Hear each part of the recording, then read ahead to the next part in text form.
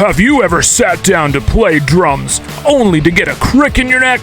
Do your hands ever feel like they have oven mitts on during the first song in the set? If you answered yes to any of these questions, you're in luck.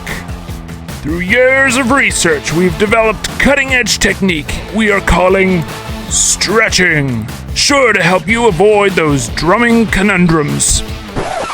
I'm sorry, I really don't know what that was all about, but while you're here, let's go ahead and talk about the importance of stretching for drummers.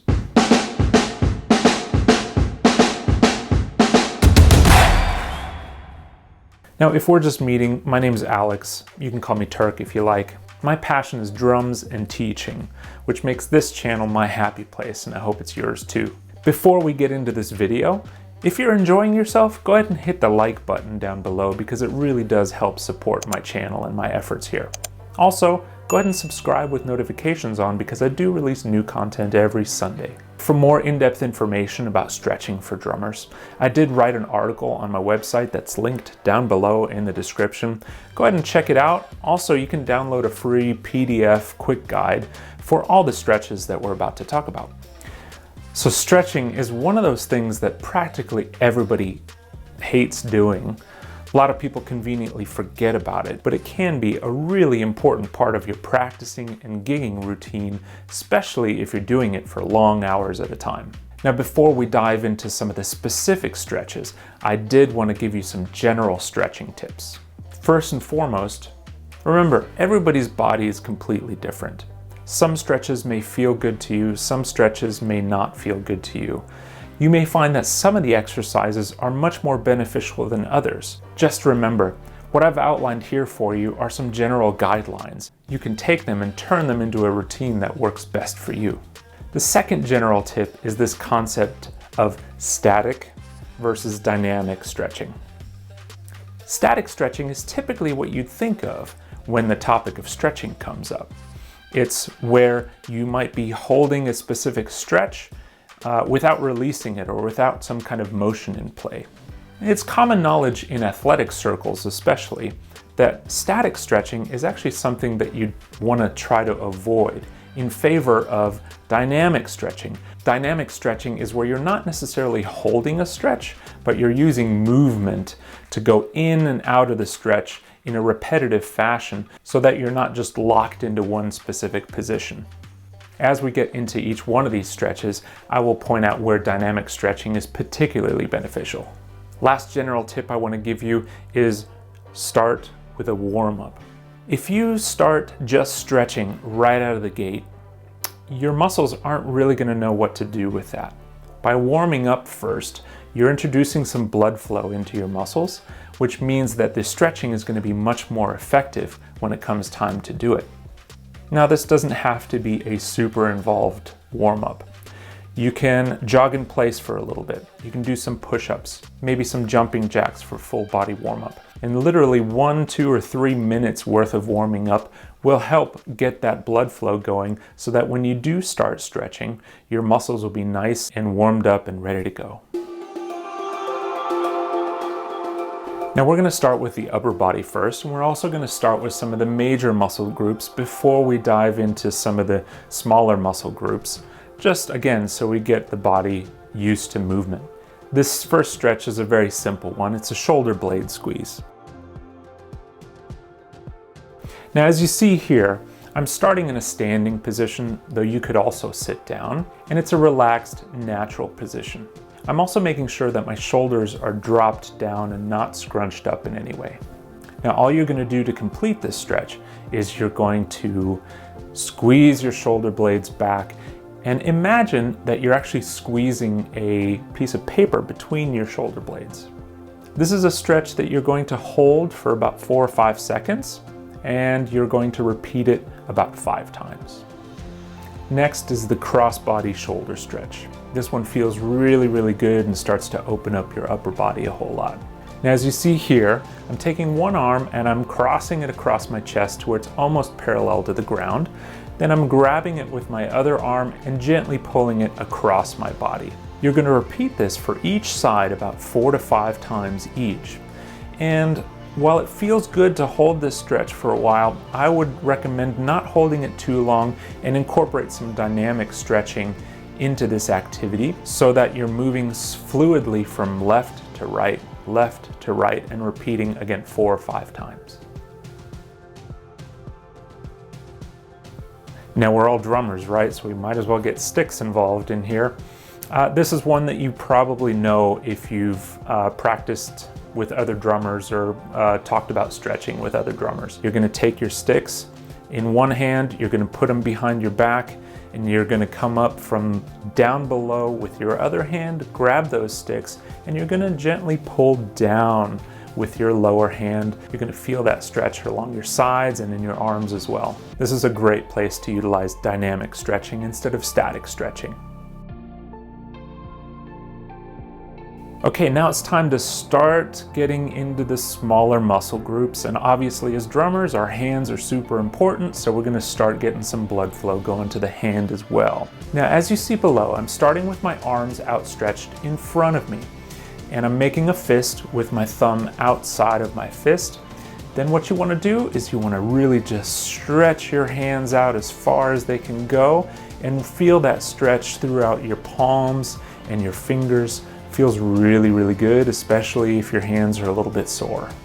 Now you're going to repeat this 3 to 4 times, although for me personally this stretch feels particularly good, so I end up going about 5 or 6 times on this one.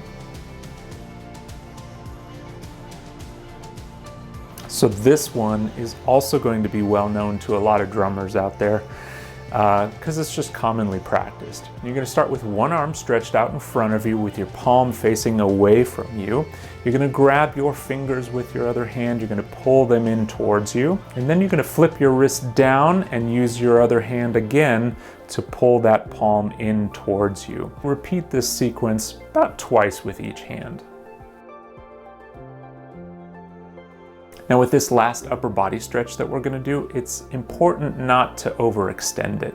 But what we're going to do is we're going to start out with our arms out in front of us. We're going to rotate in until our palm is facing almost forward, and we're going to grab that other hand and we're going to just help the rotation a little bit.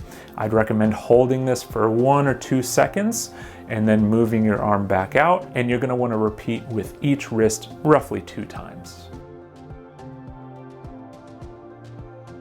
All right, it's time to grab those sticks again and shake it out just a little bit. It's the classic drummer arm shake. You're gonna hold your arm out in front of you with both sticks in one hand, and you're just gonna rotate. And again here, it's important not to just overextend yourself and do a violent shake. This is a relatively gentle back and forth motion just to get more of that blood flow going. Okay.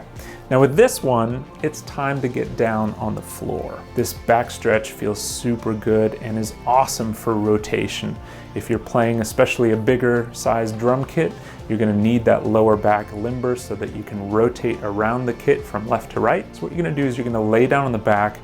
You might want to use a yoga mat if you're on a particularly hard surface. You're gonna put your arms out in a T just for stability. You probably want your palms facing down here as well. Then you're gonna raise your knees and then gently rock yourself back and forth. Now I don't recommend going right to the floor immediately, but what I would recommend is start with a little rocking motion from side to side just to get used to the movement a little bit. And then gently lower down to one side and really feel that stretch throughout your lower back. Now, if you want that stretch to extend into your upper back, go ahead and turn your head into the opposite direction as well, and you'll feel an extended stretch. This is a good example of where static versus dynamic stretching may be a little bit more beneficial for you. Go ahead and hold that stretch for about 10-15 seconds before repeating on the other side. You may want to do each side once or twice, depending on how much this stretch agrees with you. Now, while we're already laying down, we might as well knock out these knee huggers. This is a great stretch, especially if you're playing like double bass or something like that. To execute, lying flat on the ground, you're going to pull one knee up towards your chest, you're going to grab it with both your hands just below your kneecaps, and you're going to gently pull that leg into your chest. Probably want to hold it for a couple seconds, lay your leg down, and then repeat with the other side. I would recommend twice each side. Okay, for this next one, leg swings. We're gonna go ahead and get up off the floor. You'll see here, we're just swinging a leg back and forth, front to back. If you are a runner at all, or you've hung around with runners or seen runners, you'll see this stretch a lot. It's not really a stretch, it's more of a dynamic movement to get blood flow into your lower body and get you ready for playing. I tend to like to have something to hold on to. If you're somebody with really good balance, go for it. But you know, a wall even will do, a chair will do, just something to hold on to. You're gonna stand on one leg, and with the other leg, you're gonna swing it as far forward and as far back as you can, really feeling the stretch in your quads and your hamstrings as you're doing that. I'd recommend doing about 8 to 10 leg swings with one leg and then repeating with the other side. All right, we've come to the last one here. This is a gravity-assisted stretch because you're literally using gravity to assist you with this. And this is especially one where I would recommend dynamic stretching instead of static stretching. In other words, you're going to keep the movement going at all times. To start, find some sort of raised platform that you can stand on with your toes, securely please, and be able to move your heels up and down freely. Emphasis on securely, because if you don't have a good enough platform, you could easily end up hurting yourself. Nobody wants that. A curb is especially good for this, as curbs don't generally tend to move. So you're going to put the balls of your feet on the edge of whatever raised platform you're on. Now you're going to alternate left and right. One leg is going to be straight, and you're going to pull your heel down on that leg while bending with the knee on the other leg, and then you're going to repeat. It's going to look a little bit like a moonwalk of some sort. I would say repeat this 5 or 6 times on each side. You're really going to feel the stretch in the calf muscle, which is going to be super important for all of you heel up players especially. Okay, so we've made it to the end of my personal stretching routine. Again, everybody's body's a little bit different, so feel free to take it and modify it as you see fit. The last thing that I would recommend, depending on how socially aware you are, I would recommend just shaking out your entire body. When I do this, generally I just tend to go limb and just dance around and move around like crazy. Something like that. As far as when to stretch, I generally recommend that folks do a little bit of a warm-up and then do the stretching routine before they get into their practice session or their gig. But I might also recommend that after your session is over that you go ahead and do your stretching routine again, just as a nice gentle cool down for your body. It's basically like completing a run or a workout. General advice is that you should stretch afterwards as well. I also have a little bit of insight into nutrition for drummers and also what types of exercise are really good for drummers. If you'd like me to produce some content about that, let me know in the comments below if that's something that would interest you. Also, don't forget the article that I mentioned at the beginning of the video, because it does have a free PDF quick guide on all these stretches that you can download for free. If you got some value out of this video, I would love it if you hit the like button. Also subscribe to the channel with notifications on, because I do release new content all the time, and it really does help support me in my endeavors here. I look forward to seeing you guys again here next week, and hopefully that long-haired guy won't show up again.